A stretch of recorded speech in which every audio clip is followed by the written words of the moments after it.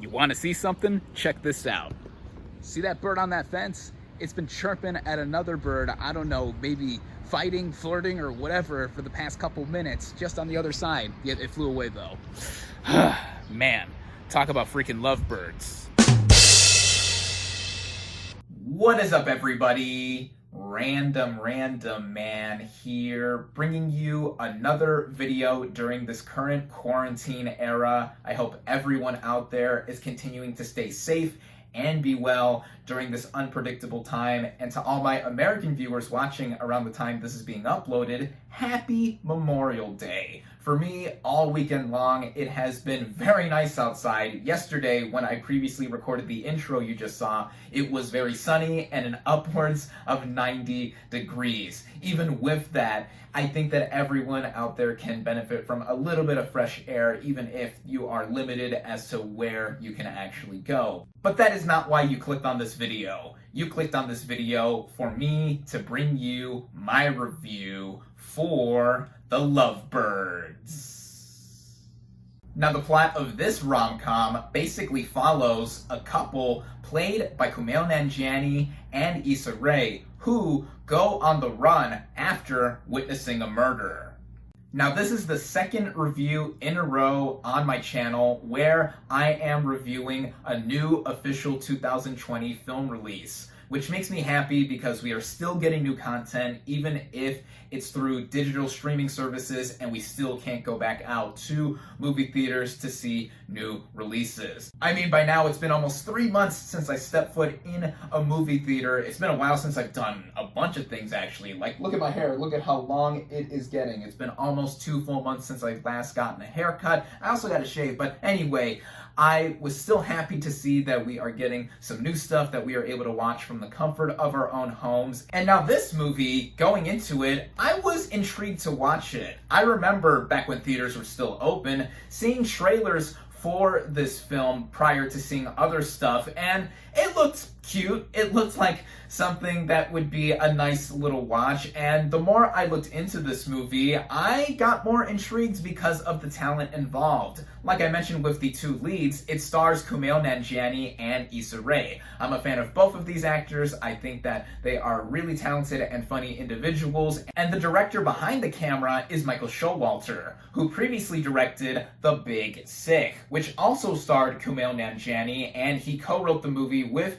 his wife Emily V. Gordon. Both of them actually scored an Oscar nomination for Best Original Screenplay a few years ago, and I think it's so well deserved. I love this movie. It's one of my favorite films of 2017. So that made me curious to see what can be done with a more overt comedy like this one, especially involving a ridiculous concept. Starting out with the cast and their performances, we again have our two aforementioned leads, Kumail Nanjiani and Issa Rae. Kumail Nanjiani plays Gibran and Issa Rae plays Leilani, and they play this couple who have been together for a really long time. As the movie begins, we actually get to see their first interactions when they begin to date, and then the movie flash forwards to 4 years later, and they are having a bit of a falling out. They are in a rut of sorts, and they feel like their relationship isn't going anywhere. But then they get into this whole situation here, and I think it really brings out both their comedic sensibilities and the kinetic chemistry that they have with one another. Like I said, I think these two are very funny and talented individuals, and here bouncing off of one another, I think that they were a pretty good match, with both of them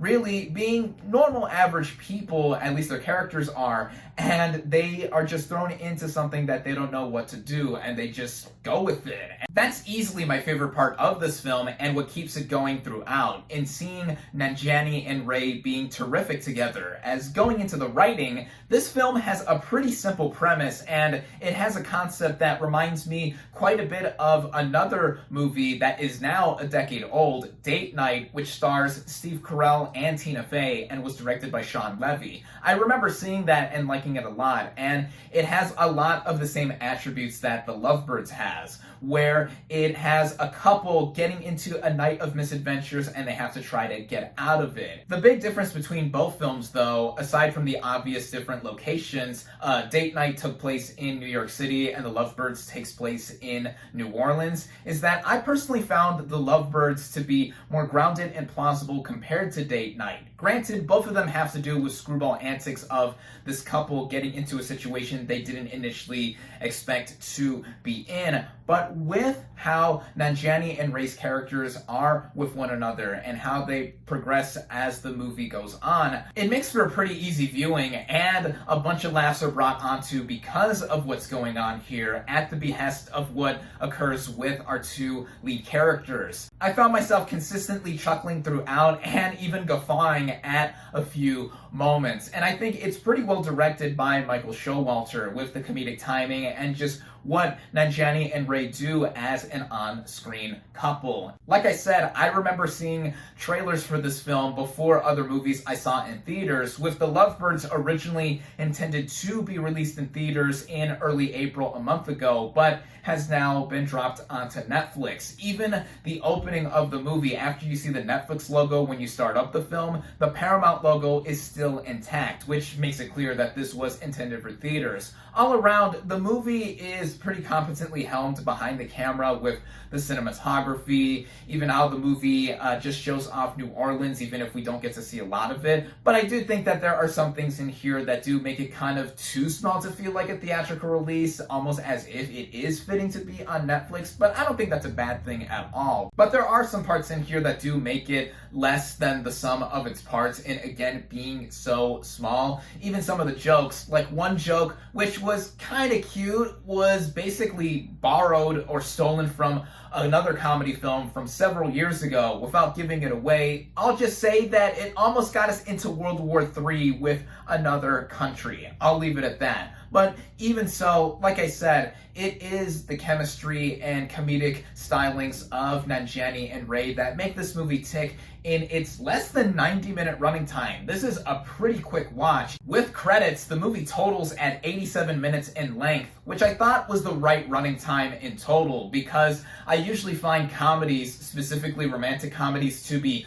longer than I feel they're supposed to be, nearing the 2-hour mark, but this one starts and ends at just about the right pace. And for what it's worth, I think The Lovebirds is a nice little diversion if you're in the mood for seeing two attractive leads both fall in love and bicker with one another through humorous situations. I know for me personally, I am in the mood for a rom-com every once in a while, and if you're in that mood too, then this would fit the bill. I enjoyed The Lovebirds.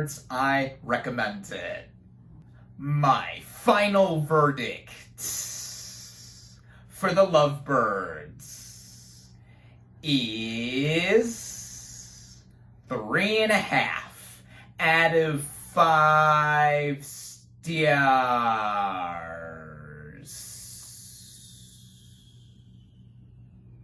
Thank you all, as always, for watching. Be sure to like this video, comment on what you thought of The Lovebirds, social media links in the description, subscribe to my channel for more, and I'll catch you on the next movie review.